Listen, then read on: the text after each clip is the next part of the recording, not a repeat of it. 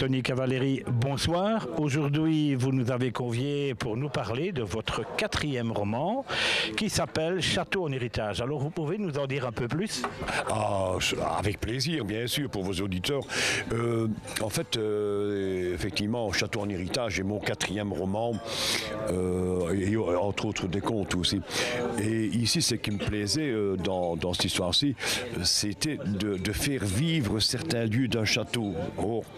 Il y a le château magnifique et merveilleux de Warou, bien entendu, le château de Warou, qui a une histoire, bien entendu, de l'historique.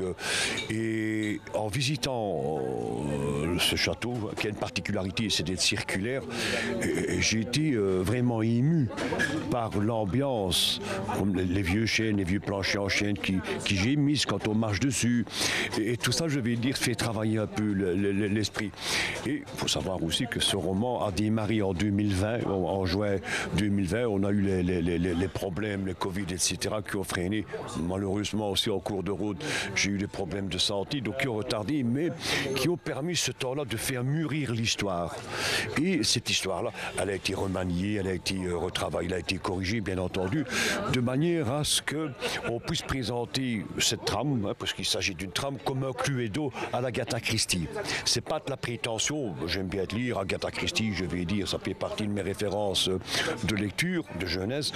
Et ici, j'ai voulu faire quelque chose de bien, m'attarder de façon à pouvoir un peu piéger, d'une part, le lecteur et après le spectateur, puisqu'il s'agit bien entendu d'une histoire en devenir un film.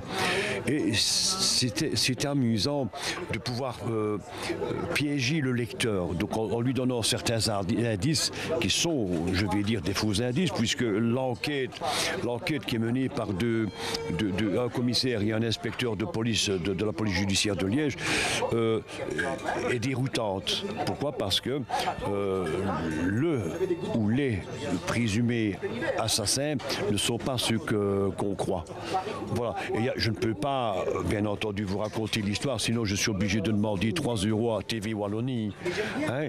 Mais ce n'est encore rien, ça. Encore rien, bien entendu. Non, je me suis amusé comme un fou en écrivant, à tel point que je me suis permis, vous allez le voir ici, hein, je le mettrai, c'est que écrire et d'écrire pour le plaisir de lire, pour que le plaisir de lire reste, pour que lire reste un plaisir. Excusez-moi. Il n'y a pas de souci. Donc, c'est encore un polar. Vos 3 autres étaient, je crois, aussi 3 policiers. Voilà. Non, en fait, j'ai deux policiers, donc des thrillers.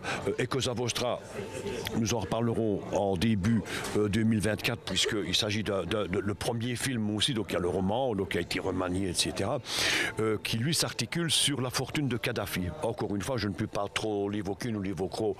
Et je vais dire, en même temps que c'est un remaniement, hein, donc depuis quelques années. Puis alors, il y a une romance qui est le premier violoncelle, qui se passe. Tous ces 3 films et les romans se passent, bien entendu, en région liégeoise. Je suis liégeois, ambassadeur de la province de Liège, ce qui ne gâche rien.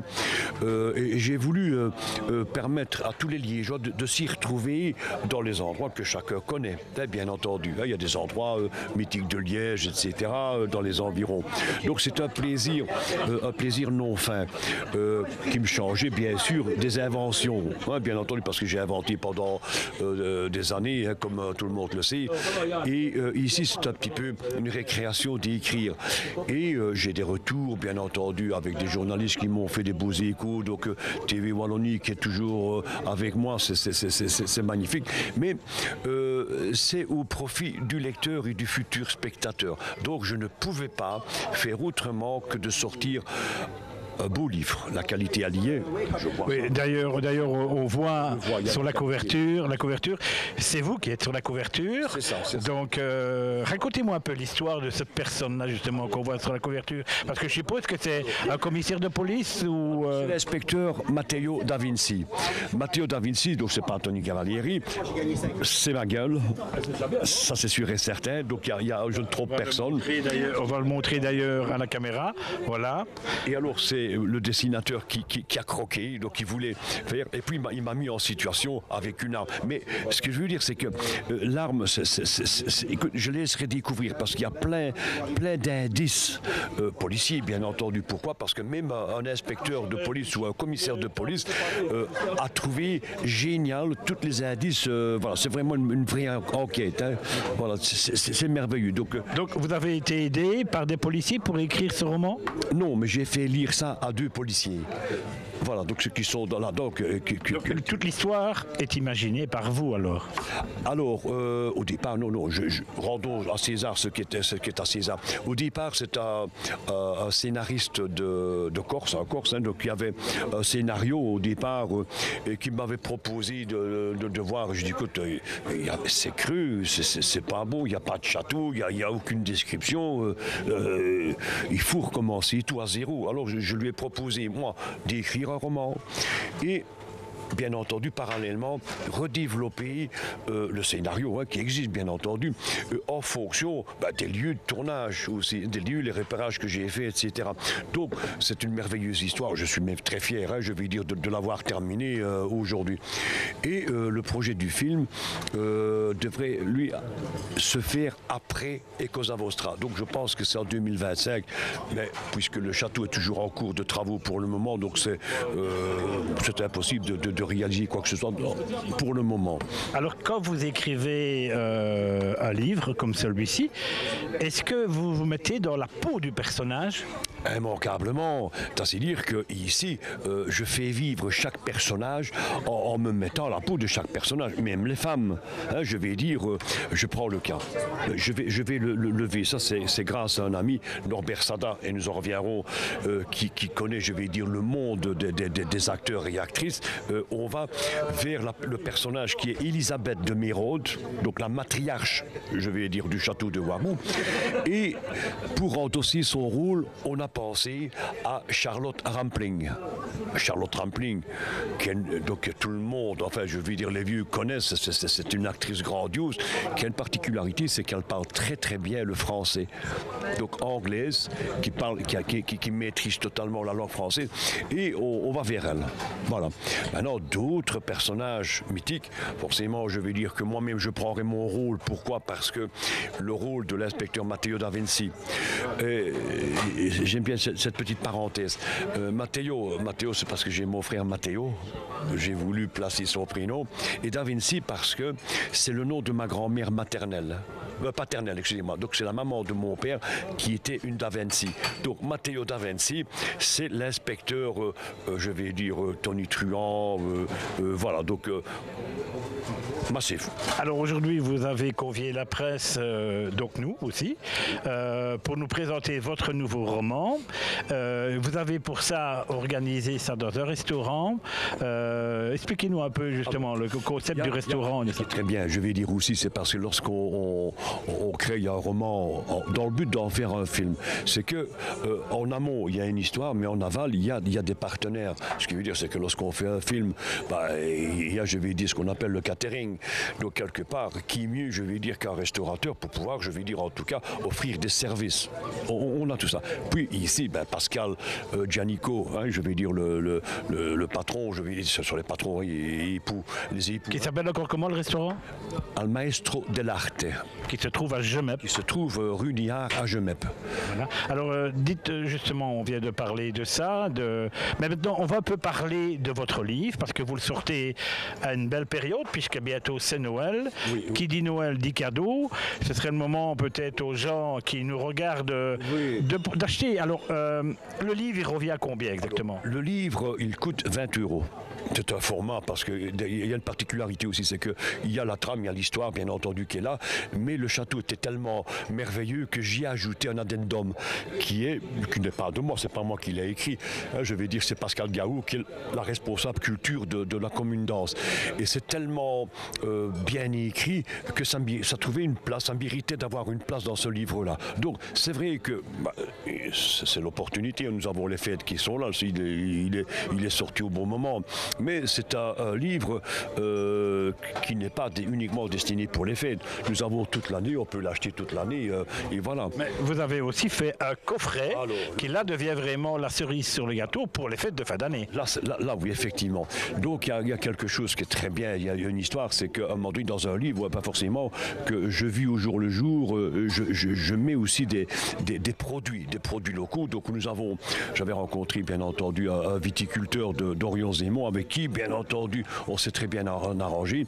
Et j'ai voulu, que dans mon histoire, on évoque son vin.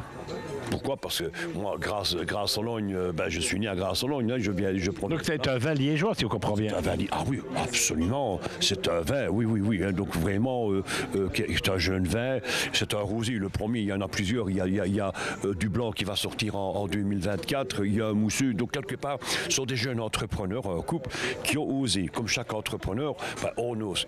Ce sont des agriculteurs, ce sont des viticulteurs. Et en plus, ils s'occupent d'un manège. Donc ce sont des gens...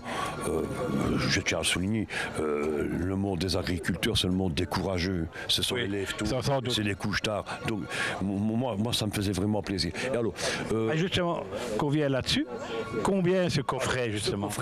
Il contient le livre plus le vin, la bouteille de vin, c'est 40 €. Oui, c'est que tu as vraiment un prix raisonnable. C'est un prix raisonnable, en sachant, je vais dire, que la confection, du coffret a demandé, bien sûr, une technique qui a été réalisé par une entreprise en soi, suivant mes plans, mes dimensions, etc., qui a un coût.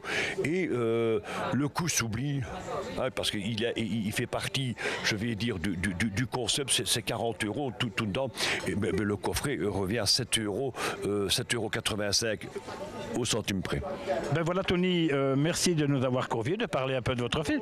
Alors maintenant, il ne vous reste plus qu'une chose, je pense, si vous avez vraiment l'envie de faire un beau cadeau avec de quoi lire pendant les fêtes de fin d'année, vous avez le fameux livre du château en héritage de Tony Cavalieri, ou alors son coffret, où vous pourrez en même temps déguster un bon vin liégeois. Et il suffit simplement d'écrire à TV Wallonie et on vous donnera l'adresse exactement pour commander ce produit. Mais avant tout, y a-t-il quelque part où on peut se le procurer aussi? Alors, ici par exemple, le maestro dell'arte, régulièrement, donc à un moment donné, on peut s'adresser ici pour ce qui est la partie Gemep. On a bien sûr le château de Warou qui va vendre, donc en permanence, le château va vendre le livre Château en héritage. C'est moi qui est un petit peu, je suis tellement excité, je vais dire, par ce livre-là. Et aussi proposer le coffret. Donc Château de Warou en permanence. Et il y a, à partir du mois de janvier, il y a aussi tous les carrefours, je vais dire, vont vendre le roman. Le carrefour de la région de Liège? Les carrefours au niveau francophone, au niveau Belgique, région wallonne. Pourquoi? Parce que j'ai la chance d'avoir une très bonne relation, et je tiens à le remercier au passage, de Patrick Léglise, qui est le grand directeur de Carrefour Belgique. Le management. Voilà. Voilà, Tony, on est content de cette petite entrevue. Maintenant, vous savez ce qu'il vous reste à faire. Intéressé, vous envoyez un petit message à TV Wallonie. De toute façon, l'adresse s'inscrit ici en dessous du film, et on vous souhaite on leur souhaite quoi déjà pour fin d'année? Alors, de merveilleux réveillons. Ça c'est sûr et certain. Basculer vers une bonne année 2024, c'est un truc. Et puis je vais dire, commencer déjà à siroter son rosé en lisant Château en héritage. Voilà, vous savez ce qu'il vous reste à faire. On vous souhaite de très bonnes fêtes en avant et surtout une très très bonne santé. Et tenez-vous informés par TV Wallonie de tous les événements pour 2024. À très bientôt.